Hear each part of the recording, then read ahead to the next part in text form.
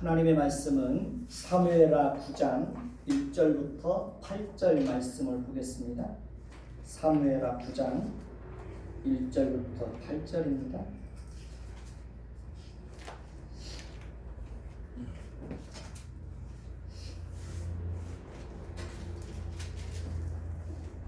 제가 분독해 드리겠습니다. 다윗이 이르되 사울의 집에 아직도 남은 사람이 있느냐? 내가 요나단으로 말미암아 그 사람에게 은총을 베풀리라 하니라.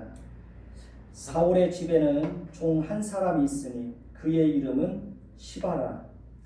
그를 다윗의 앞으로 부르매 왕이 그에게 말하되 내가 시바냐 하니 이르되 당신의 종이니이다 하니라. 왕이 이르되 사울의 집에 아직도 남은 사람이 없느냐? 내가 그 사람에게 하나님의 은총을 베풀고자 하노라 하니 시바가 왕께 아뢰되 요나단의 아들 하나가 있는데 다리 저는 자니이다 하니라. 왕이 그에게 말하되 그가 어디 있느냐 하니 시바가 왕께 아뢰되 노드발 암미엘의 아들 마길의 집에 있나이다 하니라. 다윗 왕이 사람을 보내어 노드발 암미엘의 아들 마길의 집에서 그를 데려오니 사울의 손자 요나단의 아들 무비보셋이 다윗에게 나와 그 앞에 엎드려 절하매 다윗이 이르되 무비보셋이 하니 그가 이르기를 보소서 당신의 종이니이다. 다윗이 그에게 이르되 무서워하지 말라. 내가 반드시 내 아버지 요나단으로 말미암아 내게 은총을 베풀리라. 내가 내 할아버지 사울의 모든 밭을 다 내게 도로 주겠고 또 너는 항상 내 상에서 떡을 먹을지니라 하니 그가 절하여 이르되 이 종이 무엇이기에 왕께서 죽은 개 같은 나를 돌아보시나이까 하니라. 아멘. 우리 찬양하시겠습니다.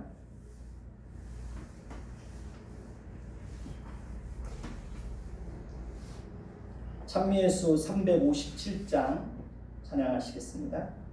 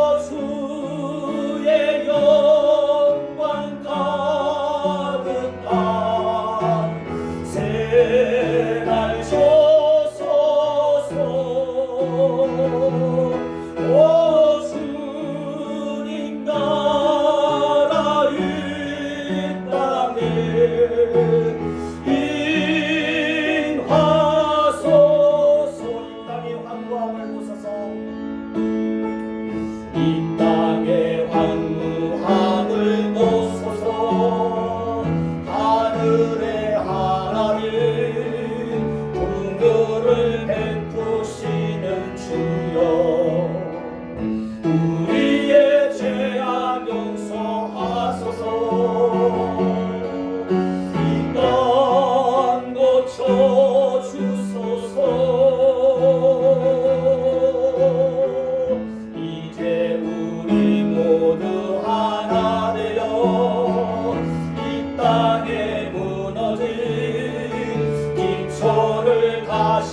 닿을 때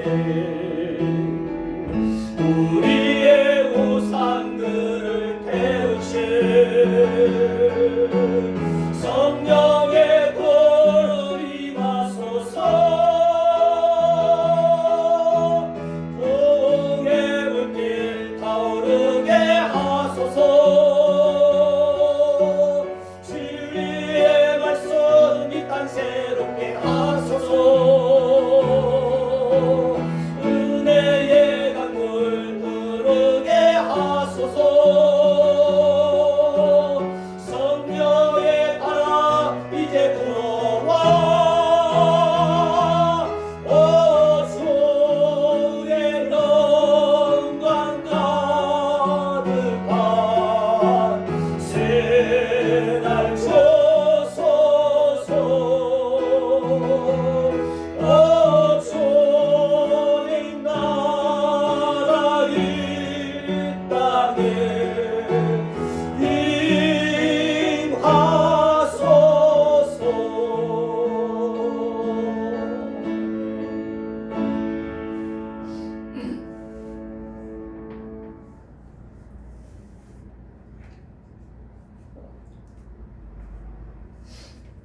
임하소서. 우리는 지난주에 하나님의 나라를 대적하는 자들에게 하나님의 공의의 심판이 어떻게 드러나고 또 동시에 하나님의 백성들에게 어떻게 구원이 이루어지는지에 대해서 살펴보았습니다. 오늘날 하나님의 나라가 구체적으로 실현되는 곳은 교회입니다. 따라서 교회를 대적하고 교회를 핍박하고 교회를 비방하고 교회를 힘들게 하는 국가나 집단이나 어떤 세력이나 개인은 하나님의 나라를 대적하는 것이고 그것은 곧 하나님 나라의 왕인 하나님을 대적하는 행위입니다. 하나님은 하나님의 나라를 대적하는 자들에게는 그 대상이 국가나 집단이나 개인이나 누구든지 하나님의 공의의 심판을 밝히 드러낼 때가 있습니다. 그것은 역사가 증명하고 있습니다. 이스라엘의 왕은 백성들 앞에서는 하나님 나라의 진정한 왕인 하나님이 어떤 성품을 가지고 계시고 그 하나님께서 어떤 원리를 가지고 하나님의 나라를 다스리는지 하나님 나라의 통치를 바르게 드러내야 될 책임이 있습니다. 그리고 이스라엘의 왕은 하나님 앞에서는 하나님의 통치를 받는 하나님의 백성으로서 하나님의 말씀을 성실하게 준행해야 합니다. 그것이 이스라엘의 왕에게 주어진 특별한 사명이고 역할이고 책임입니다. 그러니까 하나님은 하나님의 나라를 다스릴 때 하나님 나라의 통치 원리인 공의와 긍휼을 따라서 다스립니다. 지난주에 살펴본 바에 의하면 다윗은 주변 나라를 정복한 이후에 온 이스라엘을 다스려 모든 백성에게 하나님의 통치의 원리를 따라 정의와 공의를 행하는 것을 볼 수 있었습니다. 그러니까 오늘 말씀에서는 다윗이 하나님 나라의 통치 원리의 한 축인 하나님의 은총과 긍휼이 얼마나 풍성한지를 드러내고 있는 것을 봅니다. 그러니까 우리는 세상 앞에서 하나님의 성품을 풍성하게 드러내는 자로 존재해야 하고 하나님 앞에서는 하나님을 왕으로 인정하고 그 하나님의 통치를 성실하게 받는 자로 서 있어야 합니다. 그것이 하나님 나라에 속한 하나님 백성 된 자들에게 주어진 중요한 역할과 책임과 사명입니다. 오늘은 다윗과 요나단과의 관계가 요나단이 죽은 이후에 그의 아들 무비보셋에게 어떤 영향을 미치는지에 대해서 살펴보면서 함께 은혜를 나누도록 하겠습니다. 그러니까 다윗과 요나단과의 관계는 아주 특별한 관계입니다. 그러니까 다윗과 요나단과의 관계를 아주 특별한 관계라고 부르는 것은 두 사람은 하나님을 증인으로 해서 언약을 맺은 관계이기 때문입니다.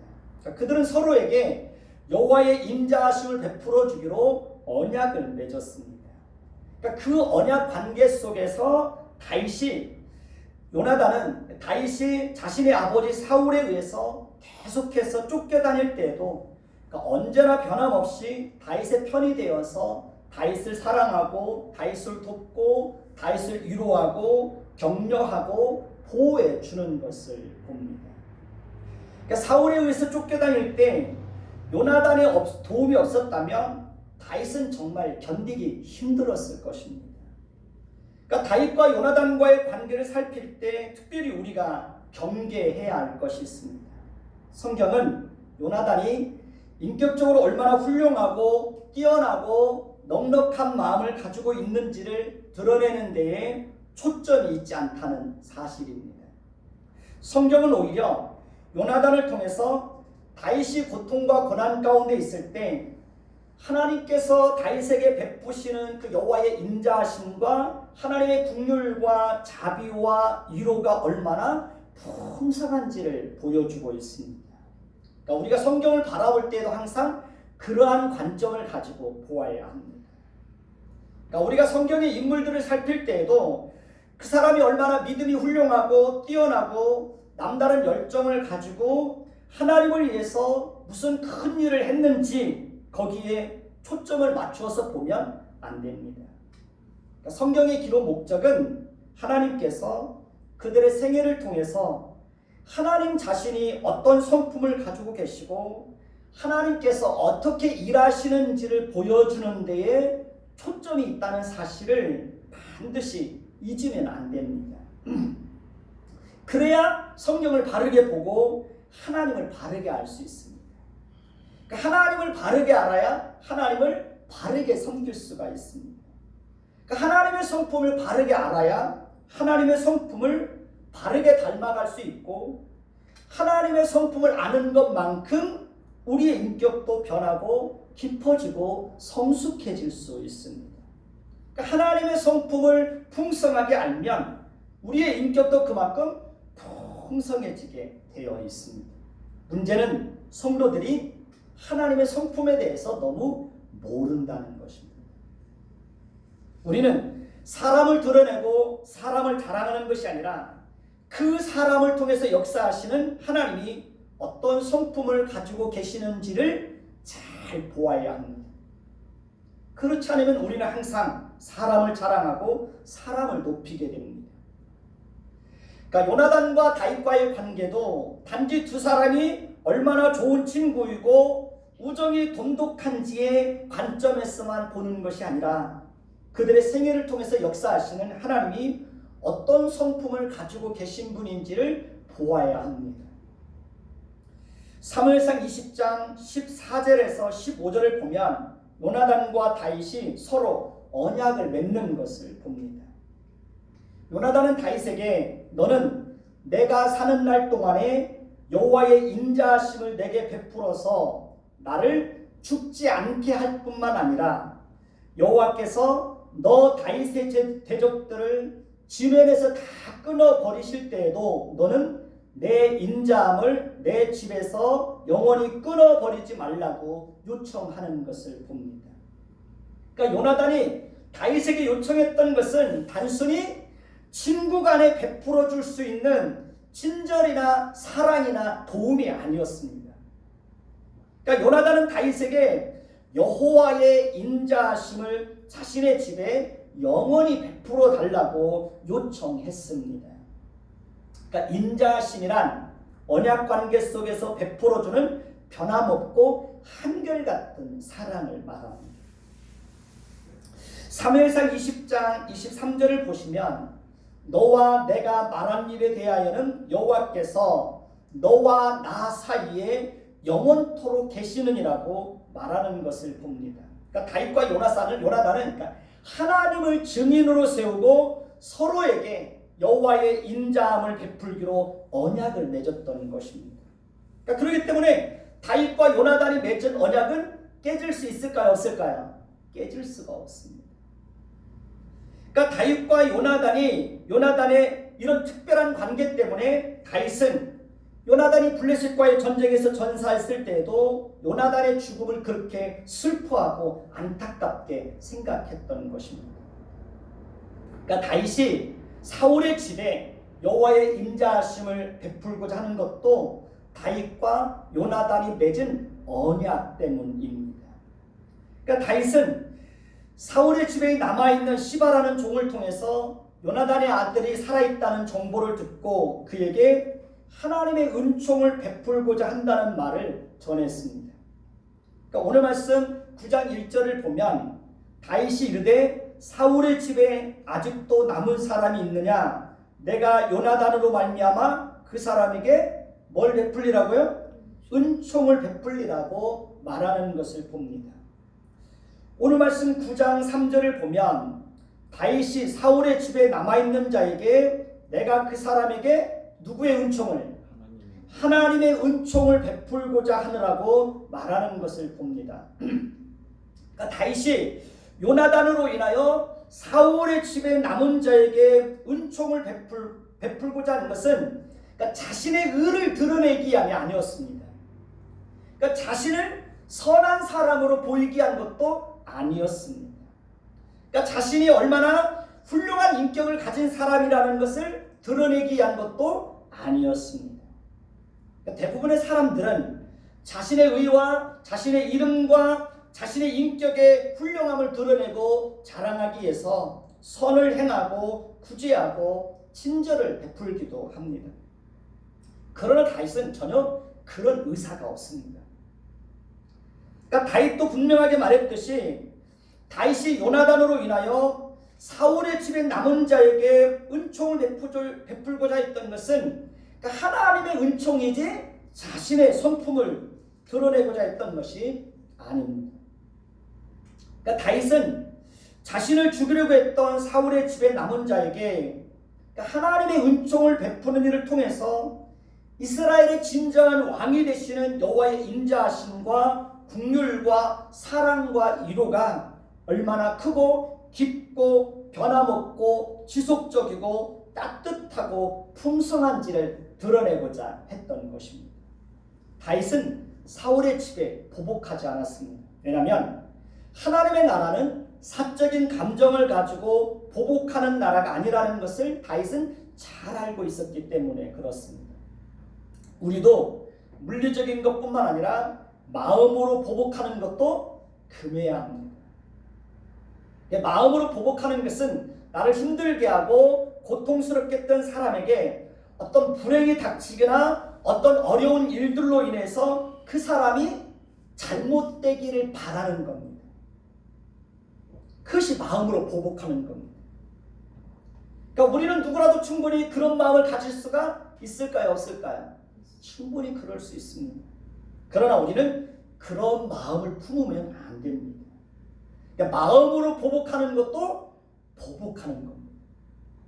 우리는 보복하려는 마음을 버리고 원수가 잘 되기를 위해서 기도해야 합니다.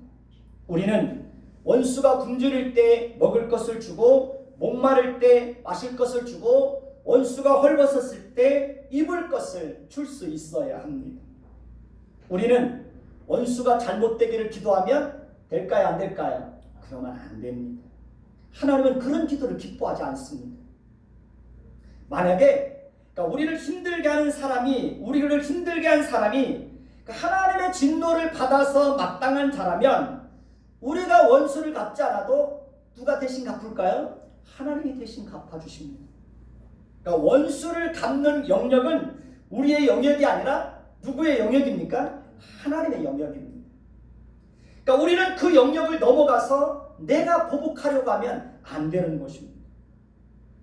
그러니까 하나님이 정해놓은 선이라는 것이 있습니다. 그 선을 내가 넘어서 내가 보복하려고 하면 안 되는 거예요. 국가도 개인도 어떤 지도자도 하나님이 정해놓은 선을 넘으려고 해서는 안 됩니다.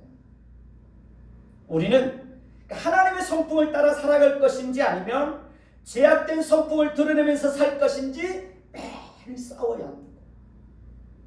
우리는 가정 안에서 가족과 자녀들에게도 그러니까 타락하고 부패한 본성을 따라서 대할 것인지 아니면 하나님의 성품을 따라서 대할 것인지 매일 매 순간순간 선택해야 합니다. 우리는 하나님의 통치를 성실하게 받으며 살 것인지 아니면 내가 왕이 되어서 나를 다스리면서 살 것인지 매일 싸워야 합니다. 요나단이 다윗을 자기 생명처럼 사랑하고 다윗을 보호하기 위해서 끊임없이 노력하고 다윗을 위로할 수 있었던 것은 그가 진정으로 하나님이 세우신 질서를 알고 하나님의 성품을 아는 자였기 때문에 가능했던 것입니다. 그리고 다윗이 사울의 집에 하나님의 은총을 베풀고자 했던 것도 이스라엘의 진정한 왕은 하나님이라는 사실과 그 하나님의 어떤 성품을 가지고 계신 분인지를 자신의 전 세계를 통해서 풍성하게 경험했기 때문입니다. 사실 요나단의 아들 무비보셋은 두 다리를 저는 자였습니다. 그러니까 이스라엘과 블레셋과의 전쟁에서 이스라엘이 패하고 사울과 요나단이 전쟁에서 전사했다는 소식을 듣고 그때 유모가 요나단의 아들을 안고 급히 도망가다가 아이가 떨어져서 절개되었던 것입니다. 그때 요나단의 아들 무비보셋의 나이가 5살 때였습니다. 요나단의 아들 무비보셋은 그때 그 이후로 로드발 암미엘의 아들 마길의 집에서 보살핌을 받으면서 자라게 되었던 것을 봅니다. 로드발은 길르앗 사람들의 땅에 있는 한 지역 이름입니다. 그렇기 때문에 마길은 길르앗 사람이라 할 수 있습니다. 사무엘상 11장의 내용을 보면 암몬 사람 나하스가 길르앗 야베스 사람들을 심히 모욕하고 조롱하는 것을 봅니다. 그러니까 그때 하나님은 이스라엘의 왕으로 세운 사울을 통해서 길르앗 야베스 사람들을 암몬 사람 나하스의 손에서 건져내게 하시는 큰 은혜와 긍휼을 베풀어 주었습니다. 그러니까 길르앗 사람들은 그 일로 인하여서 끝까지 사울의 집에 충성을 다하는 것을 봅니다.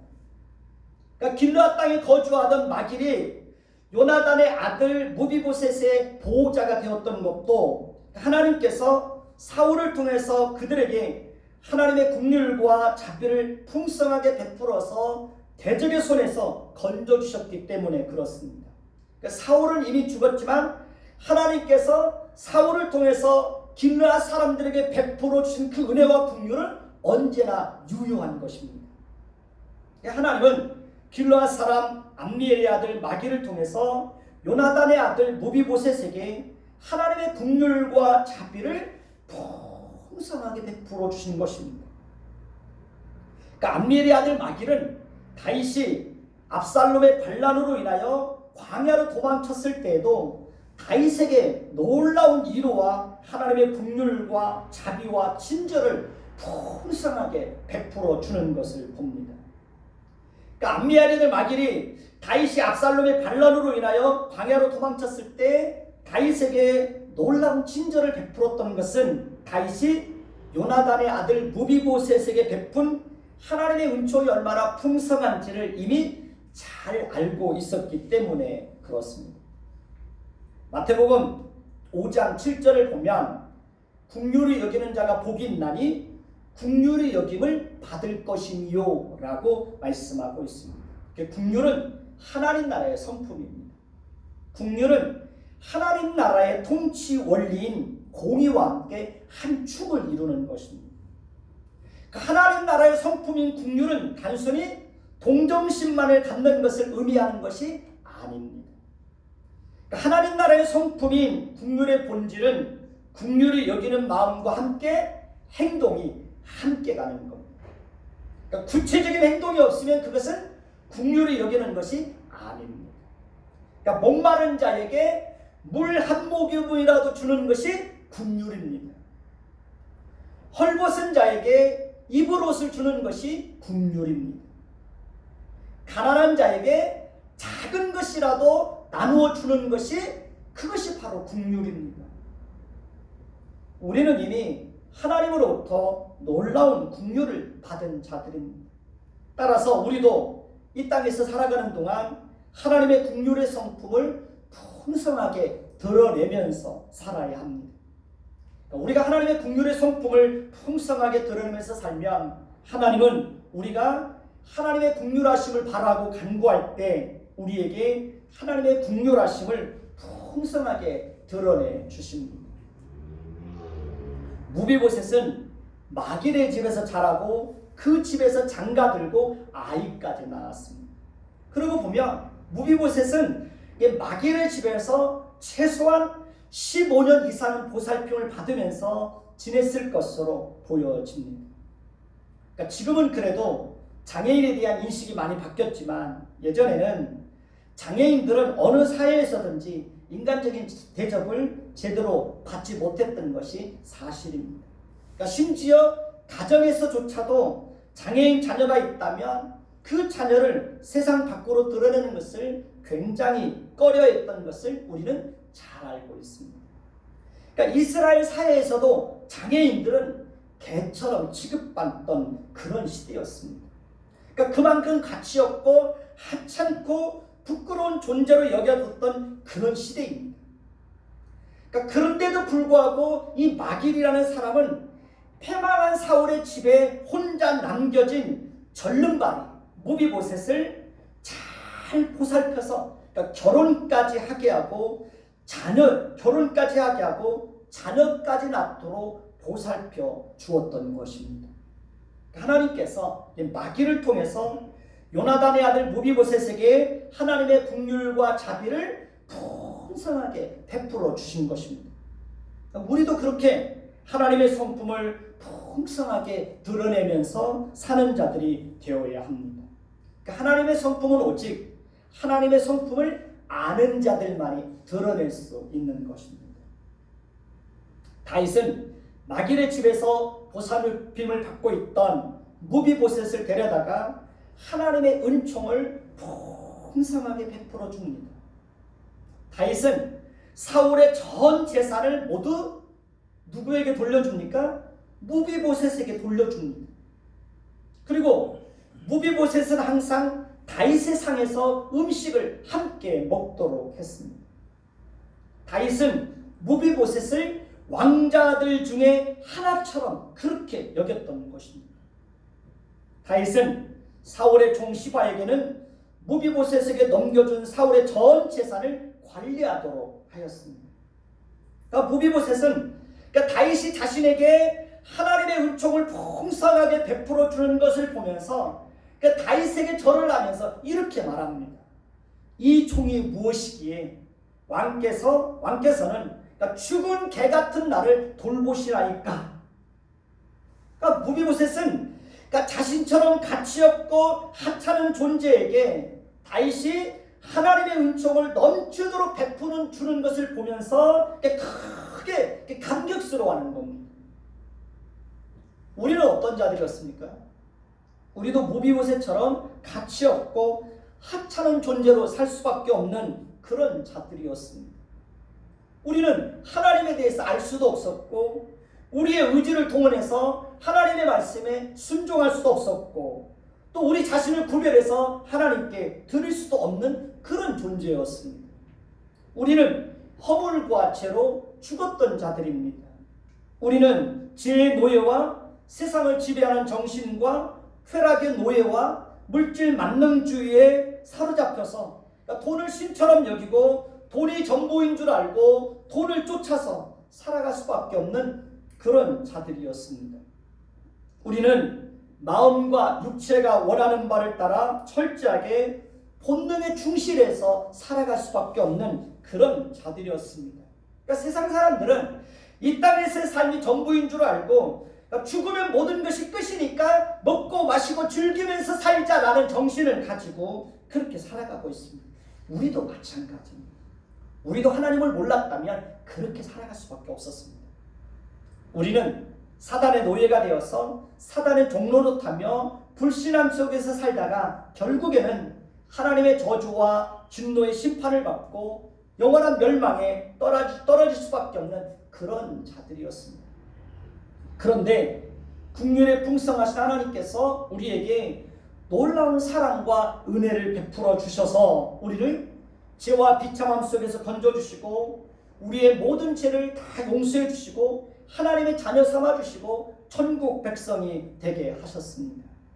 무비보셋이 하나님 나라의 왕자가 되고 다윗의 생에서 항상 음식을 먹게 되었던 것처럼 우리도 하나님의 놀라운 은혜로 인하여서 하나님 나라의 왕자로 초대되어서 오늘도 하나님의 자녀의 신분과 지위와 특권을 가지고 하나님을 예배하는 영광에 참여하고 있는 것입니다.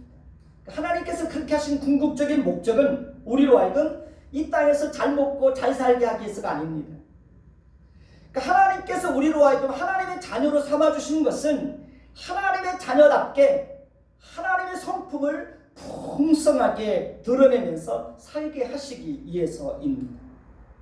자식은 당연히 부모의 언행과 부모의 가치관과 부모의 성품과 부모의 삶을 본받게 되어 있습니다. 우리도 하나님의 자녀라면 당연히 누구의 성품을 닮아야 됩니까? 하나님의 성품을 닮아야 합니다. 이 땅에서도 하나님의 성품을 풍성하게 드러내면서 살아야 합니다. 우리는 타락하고 부패한 본성에서 나오는 모든 제약된 성품을 버리고 그리스도 안에서 새롭게 거듭난 자들답게 음란과 살인과 미움과 욕심과 다툼과 시기와 질투의 감정을 버리고 서로 사랑하고 서로 용서하고 이해하고 배려하고 도와주고 섬겨주고 위로하고 격려하고 나누어주고 베풀면서 그렇게 살아야 합니다. 다윗과 요나단이 서로에게 여호와의 인자함을 지속적이고 변함없이 베풀고 하나님의 긍휼과 자비의 성품을 풍성하게 드러내고 자기 생명처럼 사랑했던 것처럼 우리도 하나님의 성품을 풍성하게 드러내면서 살아야 합니다. 우리는 똑똑하고 바른 말 잘하는 사람보다 마음이 따뜻한 사람이 되어야 합니다. 똑똑하고 바른 말 잘하는 사람은 항상 주변 사람들을 불편하게 합니다. 남포교회 박영선 목사님께서 하시는 말씀이 이제는 은퇴를 하고 머리가 하얗게 되고 살 만큼 살다 보니까 웬만하면 그냥 넘어가게 된다라는 말씀을 하시면서 넘어가는 것은 체념이나 포기가 아니라 그만큼 실력이 쌓인 것이라고 말씀하시는 것을 들었습니다. 저도 마찬가지입니다. 저도 이제는 웬만하면 그냥 넘어갑니다. 그게 실력이라는 겁니다. 그러니까 체념이나 포기가 아니라 그게 바로 실력이라는 거예요. 그러니까 사사건건 지적하고 잔소리하고 비판하고 그것은 아직 실력이 자라지 않았다는 것을 스스로 드러내는 것입니다. 그러니까 실력이 안 되면 모든 것이 다 눈에 거스려 보여요. 그러니까 실력이 안 되면 다른 사람들이 하는 것이 다 못마땅하게 보이고 성에 차지를 않아요. 그런데 실력이 쌓이면 기다려주고 품어주고 따뜻하고 긍정적인 시선으로 바라보게 돼요. 우리가 가정 안에서 자녀들을 키울 때도 그래요. 그러니까 내가 실력이 잘하지 않았을 때는 자녀들에게 사사건건 지적하고 잔소리하고 그래요. 근데 실력이 쌓이면 웬만하면 그냥 넘어가요. 기다려주고 품어주고 따뜻하고 긍정적인 시선으로 자녀들을 바라보게 돼요. 마태복음 20장 40절을 보면 너희가 내 형제 중에 지극히 작은 자 하나에게 한 것이 곧 내게 한 것이니라고 말씀하고 있습니다. 마태복음 25장 45절을 보면 지극히 작은 자 하나에게 하지 아니한 것이 곧 내게 하지 아니한 것이라고 말씀하고 있습니다. 그러니까 지극히 작은 자는 줄이고 목마르고 헐벗고 옥에 갇히고 가난하고 힘없는 자들입니다. 그러니까 예수님은 그런 자들에게 하는 것이 곧 누구에게 하는 것이라는 거예요? 예수님 자신에게 하는 것이라는 거예요. 그런 자들에게 하지 않은 것이 곧 누구에게 하지 않은 거라는 거예요? 예수님 자신에게 하지 않은 것이라는 거예요. 그래서 우리는 작은 자들뿐만 아니라 우리가 만나는 모든 사람들에게 하나님의 긍휼과 하나님의 위로와 세심한 배려를 하는 자들로 그렇게 살아야 합니다. 우리는 주변 사람들을 세심하게 살피는 따뜻한 마음과 눈을 가지고 있어야 합니다. 그리고 세심하게 배려할 수 있어야 합니다. 그러니까 주변 사람들을 세심하게 살피고 그런 따뜻한 마음과 눈을 가지고 있는 사람들이 있어요. 우리가 그렇게 살아야 되는 거예요. 우리가 그렇게 살기 위해서는 항상 하나님의 은혜의 통치 아래 있어야 합니다. 그러니까 하나님의 은혜가 우리의 마음과 생각과 우리의 삶을 온전히 지배하게 될 때, 그러니까 우리는 매 순간순간 하나님의 성품을 드러낼 수 있는 거예요. 하나님의 은혜가 내 삶을 지배하고 있을 때, 그럴 때는 내가 사람들을 대할 때도 그 하나님의 은혜로 대할 수 있는 거예요. 근데 죄성이 우리를 지배하게 되면 우리는 언제라도 부패한 본성을 드러낼 수 있어요. 그래서 우리는 하나님의 은혜의 그 충만한 통치 아래 있기를 위해서 끊임없이 하나님의 은혜를 구해야 합니다. 말씀을 가까이 해야 하고, 그래서 하나님 앞에 기도해야 됩니다. 참된 신앙을 가진 사람들은 어려울 때 더 빛을 발하게 됩니다. 우리는 어려울 때 하나님을 멀리하는 것이 아니라 어려울 때 하나님을 더 가까이 해야 돼요. 우리는 어려울 때 하나님의 은혜를 더 사모하고, 어렵고 힘들 때 더 거룩하고 더 순결해져야 합니다. 시편 50편 15절을 보시면, 환난 날에 나를 부르라, 내가 너를 건지리니 내가 나를 영화롭게 하리다 라고 분명하게 약속하고 있습니다. 지금은 국가적으로, 경제적으로, 교회적으로, 개인적으로 모두 환난의 때를 지나고 있습니다. 이럴 때 우리는 이 하나님의 말씀을 붙잡고 기도해야 합니다. 그러면 하나님께서 반드시 환난 날에 만나주시고 환난 날에 건져주시는 큰 은혜를 우리에게 베풀어 주십니다. 기도하겠습니다. 하나님 감사합니다. 지금은 환난의 때입니다. 지금은 고난의 때입니다. 국가적으로, 경제적으로, 교회적으로, 개인적으로 모두가 힘들고 어려운 시기를 지내고 있습니다. 이러한 때에 환난 날에 나를 부르라, 내가 너를 건지리니 내가 나를 영화롭게 하리라고 하신 이 약속의 말씀을 붙잡고 우리가 환난의 때에 더 하나님을 가까이 할 수 있도록 은혜를 베풀어 주세요. 더 순결해지고 더 거룩해지고 더 하나님의 은혜를 사모하는 자들로 우리의 인생을 살도록 하나님 도와주옵소서. 다윗이 요나단의 아들 무비보셋에게 요나단과의 언약을 기억해서 그에게 하나님의 은총을 풍성하게 베풀어 주었던 것처럼 우리도 이 땅에서 살아가는 동안 하나님의 성품을 아는 자들이 되어서 우리가 만나는 모든 사람들에게 하나님의 은총과 하나님의 긍휼과 하나님의 자비를 풍성하게 드러내는 자들로 우리의 인생을 살아갈 수 있도록 주님 도와주옵소서. 주변 사람들을 따뜻하고 세밀하게 보살필 수 있는 그런 눈을 우리에게 허락하여 주시고 세심하게 배려하고 세심하게 도울 수 있는 그런 마음들을 우리에게 허락하여 주옵소서.